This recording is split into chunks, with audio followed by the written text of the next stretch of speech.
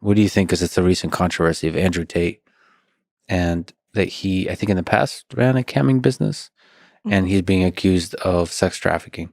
What do you think? Like from your own experience, what do you understand about Andrew Tate? Is he a good person? Is he a bad person? Is there something shady about his practices or not? I wish I could answer, but I don't know. I haven't looked into it at all. At I've all? heard people talking about it. I just haven't bothered to go into it. Okay. It is well known that, like, when I was doing it back in the day, the Eastern European models had something different going on, though. It was like a trope about, there's the Eastern European models and then there's everybody else. That they're what? It's like darker or something like that? They do studios and they're lower quality.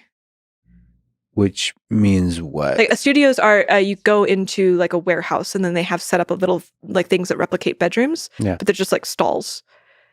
And then you rent out or you pay the studio percentage of your income.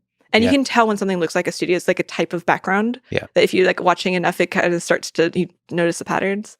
So like the standards are lower there and the ethical boundaries are a little looser.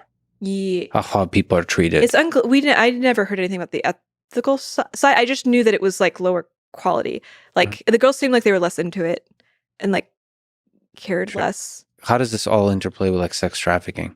So consensual versus not consensual. I would be shocked if there were never any non-consensual camming. I mean, I guess it's like if it were going to happen, I wouldn't be surprised if it were in fact Eastern European models. Based on, this is outdated. I'm just thinking of my stereotypes back when I cammed a lot. Sure. So some of that is stereotypes versus like collecting good data, right? Yeah, I haven't done data on cam girl. It's hard. I mean, it's hard. It's even hard to get that data, right?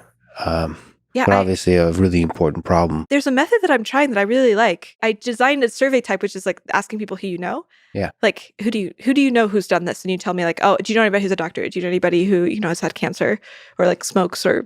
Personally, you mean? Yeah, personally. Just do you know anybody? Yeah. And then if you ask about a whole bunch of things, you can calibrate the responses.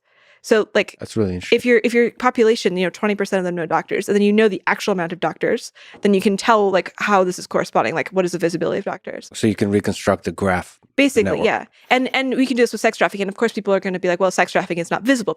You don't know those. I'm like, well, then we can ask about other non-visible things that other people don't know that we do have data for, like homelessness or being in jail or like if you have been like sexually assaulted. A lot of people don't like talking about if they've been sexually assaulted. So you can do a whole bunch of things that are like similarly suppressed in knowledge in some way that we do actually have rates for, and then compare that to the graph when we ask people, do you know anybody who's been sex trafficked? Yeah. So again, this is not perfect. I'm not saying this is ideal. But you can infer things. You can infer things about that graph. But I'm saying we don't have good ways of measuring sex trafficking right now. Anyway, I did a big deep dive into the research that we have on sex trafficking in the Western world. And the actual, I read the studies and like reports about the studies, and it's really pitiful. We have terrible data. It's like, there's just like vague estimations made from one guy in a basement in the 80s. That's like the basis for like one big study that like a lot of people report on. And so I'm like, okay, so the method I'm proposing obviously is not perfect, but like the bar is so low at this point. Well, I wonder also if there's ways to design a survey that gets at the victims of sex trafficking also, which is they presumably have public access to the internet. And I wonder how many of them are distinctly aware that they're victims. Like, it's asking the question, when you're inside of a toxic relationship, are you inside of a toxic relationship? I mean, if the toxic relationship is truly toxic, sometimes your mind is fucked with, right? You don't even know what's true. Yeah. And so it's interesting if you can design surveys that people who are actively sex trafficked. Who could break through that. So basically, get data on how many people are getting sex trafficked directly. Oh yeah, like if you don't frame it, like if you don't say the word sex trafficking, you're like, are you just in a situation where you'd... And maybe through the survey, I mean, that's very meta, but through the survey, help them. I did this is what started my relationship surveys. So I've done a series of relationship surveys, and that was because I knew somebody in a terrible relationship. And I was like, I bet if she took a survey where she answered questions about her relationship and at the end got a score that compared her to everybody else, she'd be like, oh, wait, everybody else has much better relationships than I do. So that's why I started making the relationship surveys, was exactly for that reason. Yeah, that's really, really, really powerful to know that like you're not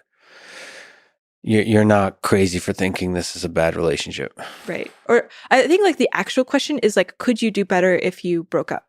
And I think Ah, that the thing that keeps most people in their relationships is like, this is the best that I can do.